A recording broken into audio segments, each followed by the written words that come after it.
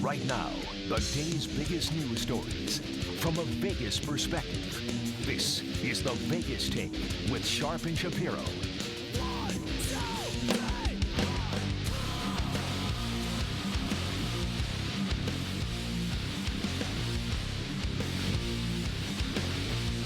Good morning, Las Vegas. What's going on? It is the Vegas Take. Sharp and Shapiro on a hump day. Today is Wednesday, isn't it? Yes, it is. I don't even know what day it is, what month it is, what year it is. I've lost my mind the last 5 or 6 weeks, but we are broadcasting live from my kitchen table. That's right, ladies and gentlemen. We have no other choice. That's why. And we try to give you the best news that we can, you know, the latest live breaking news, you name it. We talk about it here on the show. And a lot of good stuff to get to today. So, as you know, I've been very critical, and I'm not shying away from this opinion, very critical on those who are protesting and not practicing social distance. I have no problem with protesters. It's your First Amendment right to do that. I've never questioned that. But I do question it when you are not practicing social distancing. Well, the woman we have coming up at the bottom of the hour, her name is Pam Bennett, and she was the organizer of the Las Vegas protest here that I've been very critical of. She is also part of the Nevadans Against Extended Quarantine on Facebook. So I'm going to have a lot of questions to get to with her coming up at the bottom of the hour. Coming up in hour number 2, it is Wednesday, so you know what that means. It's time to raise a little hell with liberal talk show host Doug Basham. He's going to be joining us in hour number 2. Always a good debate with him. Last I checked, he's probably not going to be voting for Donald Trump in 2020, but we'll ask him. He's coming up in hour number 2, and obviously this is a show where we want to hear from you, and we want to get your phone calls in as much as we can with our time constraints and depending on what guests we have. We're also going to replay an interview we did in case you missed it. We had Carolyn Goodman on the show Monday, mayor of Las Vegas. She's been criticized for talking about the Strip when that's not really her jurisdiction. She shouldn't be talking about the Strip. But she did, and she answered all of our questions, and it was I think it's fair to say it was at times a heated interview, but she was very opinionated and passionate. So we'll play that interview with Mayor Carolyn Goodman coming up in hour number 3. The big news, particularly here in Las Vegas, well, there's a lot of news throughout the country, and we'll get to that. But the big news here in Las Vegas was that Governor Steve Sisolak held a press conference yesterday. And a lot of people on the right that are against Sisolak for a lot of different reasons like to say he doesn't allow the media in the room. That's not true. He doesn't allow the media to ask questions. It's all scripted. That's not true. He allowed the media, many members of the media, to ask questions, and he answered them. Now, if you're not okay with the way he answered the question, well, that's a different subject. But he did allow and give an opportunity for members of the media here in Las Vegas and up there in Carson City to ask questions. And basically the gist of the meeting, of the press conference was this. They're in phase 0. They're trying to figure out how they can get to phase 1. There is no exact timetable, which I think is appropriate. I don't think it's appropriate for any governor in any state right now with what's going on to give an exact date, even though there are some governors in other states that are buffoons, in my personal opinion, that are saying, let's open up the nail salons, let's open up, places that will give you a haircut, yet we all should be practicing social distancing. Explain to me how do you do that when somebody's giving you a haircut or somebody's doing your nails? How can you be 6 feet away? What, is Edward Scissorhands cutting everybody's hair? I mean, it just doesn't make any sense to me at all. I'm glad that Governor Sisolak said what he said yesterday, and he's right. This stuff is working. Social distancing is working, particularly here in the state of Nevada. There's no question it's working. But the worst thing you can do, in my personal opinion, is open things up too early. And I know there's a lot of people out there that put their haircut first or their nails first before people who are dying, before people who are getting sick, and I understand that. And I also understand that there are a lot of local businesses and there's a lot of people that are struggling. I get that too. Trust me, I wish everybody could be back to work. I wish I wasn't in quarantine. And you might say, well, Brian, you have a job. I understand that I have empathy for people, and I understand that there are a lot of people out there that are suffering. And I'm not even talking health-wise. I'm talking financial-wise. I totally get that. But my opinion will not change, and my opinion has not changed. The number one priority should be the health of people here in Las Vegas and the state of Nevada. And I do believe that that's what Sisolak wants. And that's what he talked about in the press conference yesterday. He talked about how we continue to need to be vigilant. We need to continue to practice social distancing, and he's going to continue to listen to his experts. In my personal opinion, based on what I heard in that press conference yesterday, it sounded to me there's no chance that we're going to be opening up phase one, May 1st. It sounded to me like it could be June 1st, maybe mid-May, but not sure yet. And the governor shouldn't have to give a specific date because it's going to be dependent on what the professionals say. We could be in a different situation in 2 weeks than we are today. That's very, very possible. And these people that want to go after the governor, and by the way, I didn't vote for him, and I'm not a huge Sisolak guy, but for these people out there, many of whom are on the right, many of whom are totally okay with the Republican National Convention being postponed, but those are the same people that want everything to open up, which makes zero sense to me. But many of the people on the right that want to attack Governor Sisolak, when you ask them, well, what would you have done differently? Do you think the governor did the right thing by closing down the Strip? They don't want to talk about that. They don't want to talk about all the lives that Governor Sisolak probably saved. I know he saved by shutting down the Strip. They don't want to talk about stuff like that. They just want to attack. So let me ask all of you, the buffoons out there that are doing that, let me ask you this. What benefit does Governor Sisolak have? Do you think Governor Sisolak wants to piss off at least half the state, or maybe 75% of the state? What benefit does Governor Sisolak have by keeping us in lockdown or shutdown? Is he benefiting off of that politically? Is he benefiting off of that financially? The answer is no and no. You don't know that for a fact, Brian. Do you know that for a fact? Do you know that for a fact that he's benefiting financially? You don't know that he is not benefiting financially. Do you know that? We've had callers call in and suggest. I don't care what callers say. He actually has a piece of I don't a care. couple of marijuana dispensaries. Don't care. We have callers that call in that say Fauci right now, is responsible right now, for marijuana dispensaries are open while everything else is closed. And do you have evidence that he is benefiting? I'm just saying you don't know that he's not benefiting. So because also, he did slip in. So you have zero evidence. And this is actually taking place. But on June 9th, the primary election is going to be 100% an all-mail ballot. So what? What does that have to do with what I just said? Everything. What are you talking about? That's a huge deal. So if people don't feel comfortable in getting into their cars and going somewhere to vote, you have a problem with people voting through the mail? What I'm saying is what are you saying? I believe that we're probably going to see we'll see the cases drop down 14 days in a row. All right. Well, I'm not talking about after May 15th. All right, we'll probably be out of our lockdown situation. All right, let's go one thing at a time. By June 10th. Okay, we can that's my estimation at this point. I'm glad to have that conversation with you, but let's go one step at a time. This is my problem with some of the people that are going after Sisolak with what you just said. You have zero evidence to support your claim or your insinuation that Governor Sisolak is profiting off of a government shutdown. And your response is, well, you don't know, Brian, if he's not profiting. Well, you know what? You could be a pimp, JD. It's possible. I don't have evidence to support that, but you could. Now, obviously, I don't think you're a pimp, JD, but you get my point. If you don't have evidence to support a claim, then you shouldn't be making that claim. And Brian, it's targeted harassment is what it is. There is no evidence right now that what is going on with social distancing is actually effective. I'm not. We can get to that. There's absolutely none whatsoever. You made the claim that you think Sisolak could be benefiting. I'm saying you don't know that he isn't. And I don't know either. But I'm just there's saying, no evidence to support he is. Neither of us do know what is going on. So why would you make that claim? I'm saying he could be profiting off this. It's possible. That's ridiculous. No, it's not. It's not ridiculous, Brian. That's ridiculous. Look at what's taking place. Zero evidence. Look at what's taking place, Brian. It's a conspiracy theory. It's not a conspiracy theory. Then give me some evidence. I'm just saying you don't know and I don't know. That's not. Don't claim that. That's not. So don't throw it out there. How did I claim that? Well, you know, Donald Trump could be benefiting off of this. I'm saying he could be benefiting off it. You don't know that he is or that he isn't. That's all I'm saying. If he owns dispensaries, I'm going to moderate for a second here. If Governor Sisolak owns dispensaries, wouldn't he be profiting with or without the shutdown? Yes. Much more with the shutdown because nothing else is open.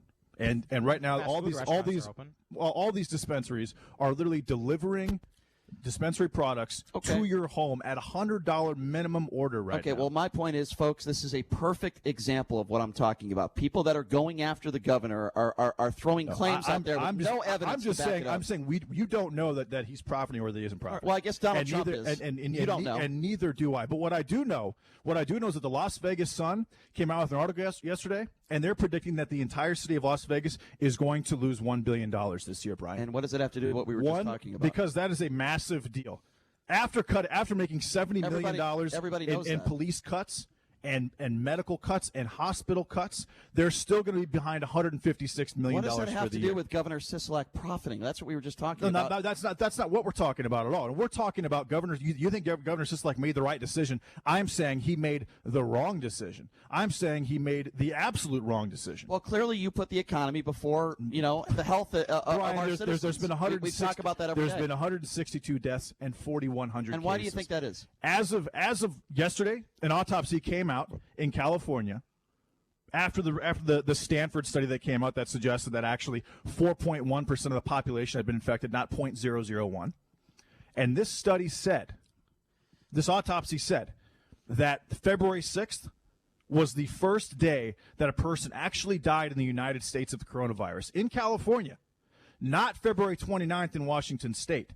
And there was another one, the 17th. And what does that have to do with reopening? And the 6th. What I'm saying is, Brian, this virus has been here for a long, long time. And we're now getting more information that confirms that. And if it was in California on February 6th, I'm sure it was in Las Vegas on February, because the mortality rate is much lower than is being discussed.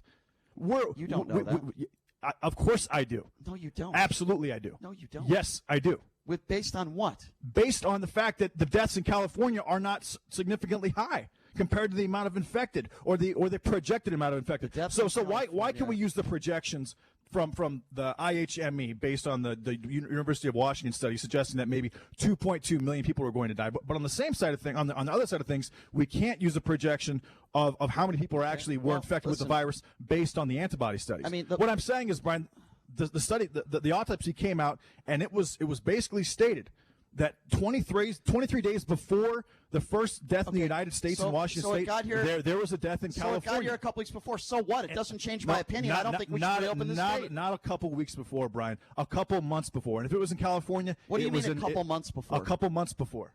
What do you mean a couple months before? Because it was a case of communicable disease. I told you, I find this very interesting because I told you a couple months ago that I thought this got here in late December. Okay. Remember we had this conversation and you disagreed with me? I thought I had it. Okay. I thought I had it in mid-January. I told you I thought this virus got here in late December. I don't even know why you're even debating this with me. I told you I was having a conversation with one of my good friends who is a college basketball coach in Utah who told me that he thought half his team had it in early January.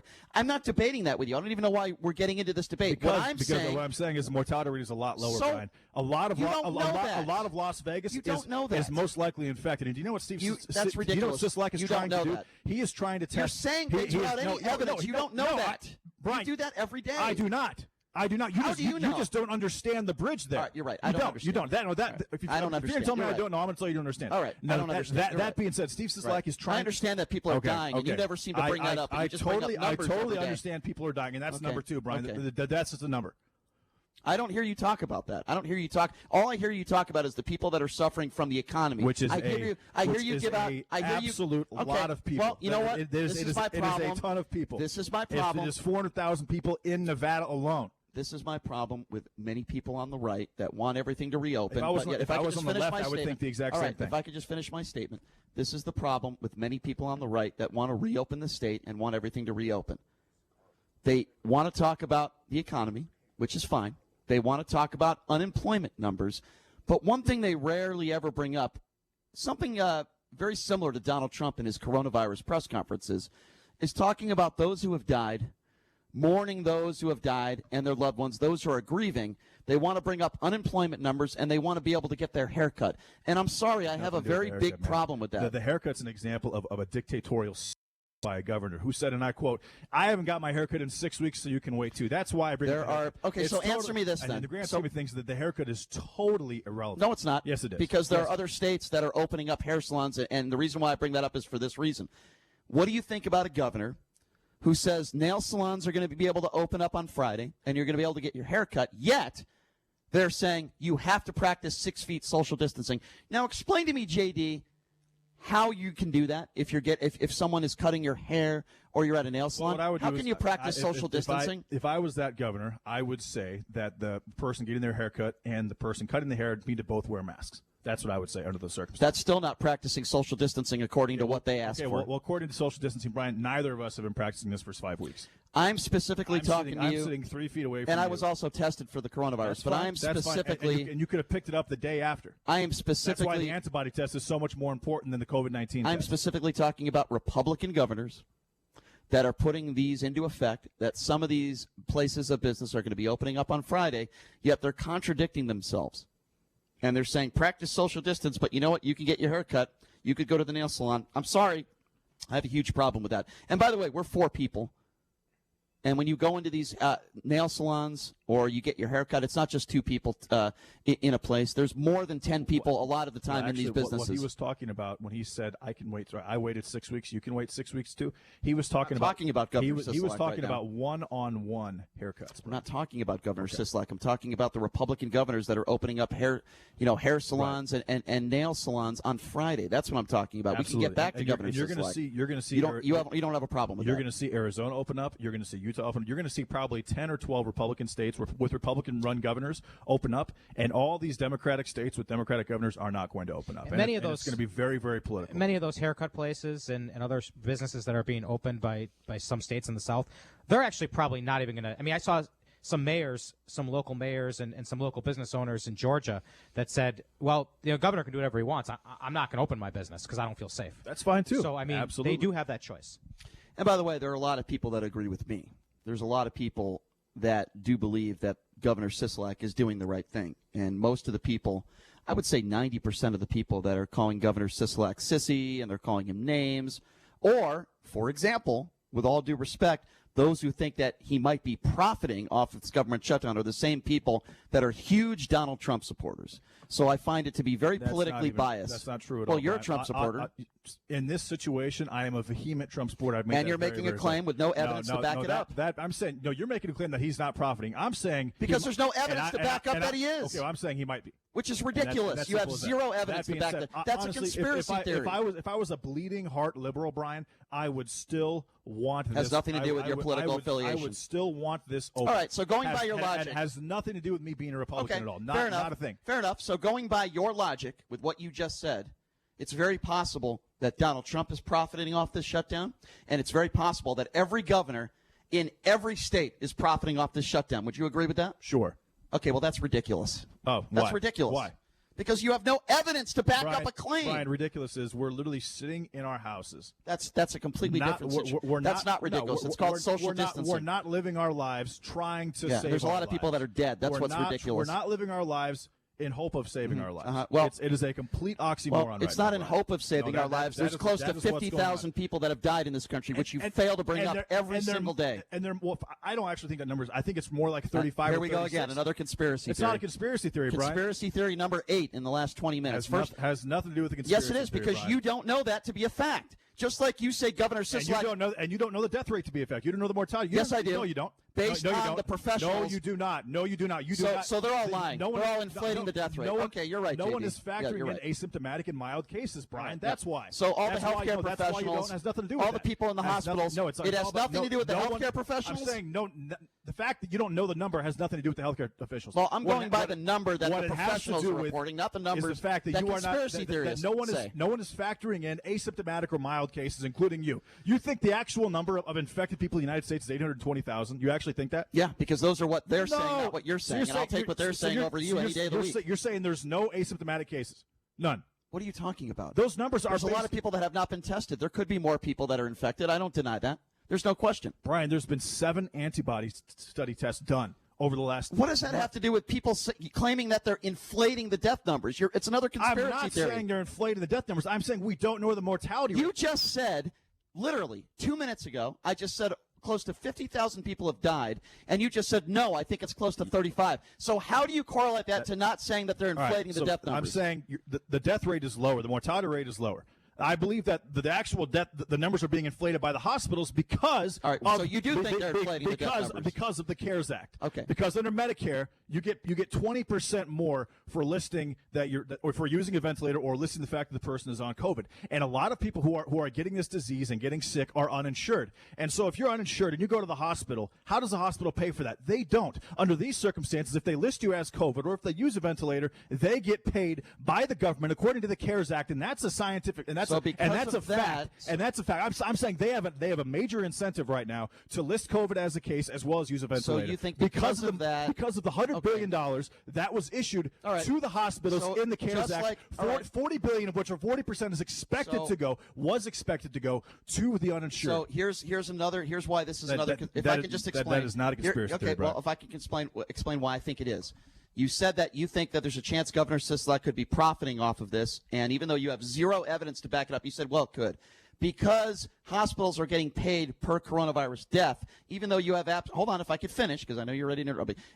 If even though that is true, you have zero specific evidence to claim that the death rate has been inflated. Your only backup excuse is that, well, the hospitals are getting paid, blah, blah, blah, blah, blah, so let's just assume that they're lying. And guess what? That's another conspiracy theory, just like your Governor Sisolak conspiracy theory, and you are wrong. No, I'm not wrong. You don't have facts. No. Give me one specific doctor, nurse, or anybody in a hospital with direct evidence that they said that somebody died. Brian, 2 weeks ago, New York added... You can't answer that question. No, 2 weeks ago, New York added 3,700 to their death toll just randomly based on presumptive positive cases, Brian. Just randomly? Yes.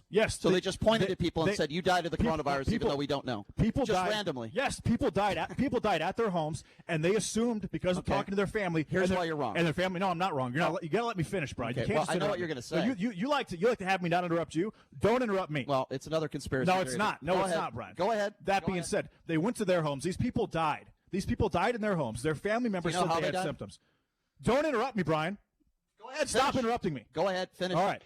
How is this hard to comprehend? How is it hard to comprehend? I can't interrupt you, but you can interrupt me. Well, go ahead. I know people personally that have died, and you're saying that they're inflated, and I take that personal. But go ahead, keep going. Where was that at? Go ahead. Where was that at? Go ahead. That was in Connecticut, right? Finish your story. That was not in New York. Go ahead. Was that in Connecticut? Finish your story. Go ahead. Where was that at? Honestly, with everything that you're talking about with these conspiracy theories, I feel uncomfortable even giving you more information about somebody that I know that died. But go ahead. I'm sorry. Because you'll say it was inflated and she didn't have the virus. I'm not going to say that well, at all. You might say that because that's what you're saying about other people. No, I'm saying New York City added 3,700 to their death toll. They went to these people's homes.